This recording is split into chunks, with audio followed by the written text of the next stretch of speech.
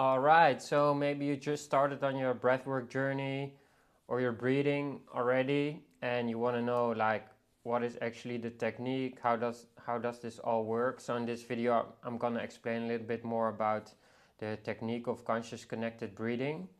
So when you understand it, what the things are for and what it does, then you can practice and learn yourself. And I want to emphasize it's all about practice and learning. Like, you can learn as much by your head, but the only real practice and learning is if you just consistently practice and you keep on breathing, and then you will learn eventually what I'm talking about.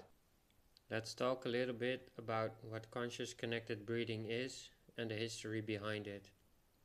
So in its most simple form, connected breathing is breathing in a flow, in a rhythm, without any pauses. So in between the in and the exhale, there is no pause. So let's talk a little bit about the history of conscious connected breathing. So it originated in the East. The yogis have been using the breath for over thousands of years in their spiritual practice. Then it resurfaced again through Stanislav Grof. He was a psychotherapist and he was experimenting with LSD, but then at the time LSD got banned, and he discovered that he could get the same effects with connected breathing, and he developed holotropic breathwork. And then maybe Wim Hof, he popularized breathwork a bit more here in the West, and his type is a bit more focused on the physical biochemical processes, and his breathing method is a type of conscious connected breathing with retentions. So conscious connected breathing works on 3 different levels. You have the physical level, and it will change your biochemical processes in the body. Then it works on the emotional level, so it can induce a change in energy, emotional release. And then the 3rd level is the more spiritual, mental. You can experience a change of mind, change of consciousness, or your awareness can be changed. The first thing is with conscious connected breathing, it's about activation. So if you breathe through the mouth, you get the most activation, and the nervous system will get active. You are getting more in touch with your emotions, more in touch with yourself. Maybe the sensations are going to increase. So if you want that to happen, then breathe through an open mouth. Then how you should breathe, like what I learned in the beginning, is you can basically breathe in 2 ways. You can like suck it in really forcefully, like maybe Wim Hof style is kind of like that. But in conscious connected breathing, you actually want to just like be relaxed as possible. Put your mouth in one position,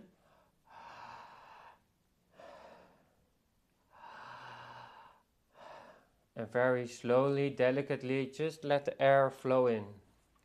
And if you do this, you're probably immediately gonna feel like you get more in touch with your feeling. It's more delicate, more intimate, and that's actually what we are shooting for in conscious connected breathing. Concerning the exhale, it's about letting go, doing nothing. So it can be like very gently, just let it go. A good metaphor for this is like a elastic rubber band. So the inhale is a little bit of a stretch, and the exhale is just the letting go, and you let the rubber band, you just let it shoot, so you don't have to do anything. It's purely letting go. Baby steps, just go slow, step by step. And imagine this horse, you first put your hand out, and then you let it smell your hand, and it will get used to it, and then maybe you're gonna like pat it a little bit, slowly get used to it, and maybe you do that for a certain amount of time, and then you can get on the back, and then you can ride the horse. And this is also so with breathing. So maybe first you want to start with like coherence breathing, like do this maybe in the morning or in the evening when you had a rough day. And then you maybe start with a slower conscious connected breathing practice just to get used to it. And then you can, over a while, you can like increase the pace. Then one of the other points is about the rhythm. You can, like, if you go fast paced, like this will also really increase the sensations. If you go for a slower pace, then you mostly will decrease the sensations. And certainly maybe you want to build it up. You start maybe first with a little bit of a slower pace, and then when you're getting used to it, you can increase the pace. So one of the cool metaphors or things about breathing is that sometimes you can compare it to like training an animal. For example, if you have a wild horse, compare that with your nervous system, like maybe because of trauma or other things, it's like out of control, it's wild, you don't know what's going on, and then suddenly you start a breathing practice and it's kind of like taming yourself. So like when you approach an animal, you don't go in like rushing and fast, because then the animal scares away. And this also like with your nervous system, if you're like going in with a heavy practice, like gonna activate a lot, then you're not really connecting with the animal, you're like scaring it away, and it's not really like working. So it's best to take baby steps, just go slow, step by step. And imagine this horse, you first put your hand out and then you let it smell your hand, and it will get used to it, and then maybe you're gonna like pat it a little bit, slowly get used to it, and maybe you do that for a certain amount of time, and then you can get on the back and then you can ride the horse. And this is also so with breathing. So maybe first you want to start with like coherence breathing, like do this maybe in the morning or in the evening when you had a rough day. And then you maybe start with a slower conscious connected breathing practice just to get used to it. And then you can, over a while, you can like increase the pace. And what's the attitude you can have when you're actually practicing conscious connected breathing?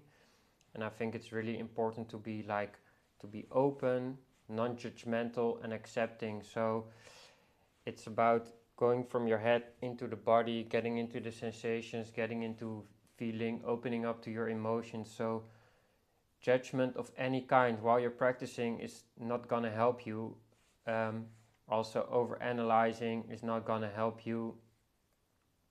So it's really good to be accepting of yourself, be open, non-judgmental, and when you have this kind of attitude, your breathing practice can really open up. Also, don't have any expectations, just try to be open-minded as you go in. And maybe when you notice the mind starts to come in, also no problem about that. Maybe there's some resistance, or there's something else going on, or maybe it's not the right moment, like okay, then that is what it is. So that's really about the right attitude when you're practicing. Don't expect any results or whatever. And yeah, I think that's a key important thing to take into your practice as well.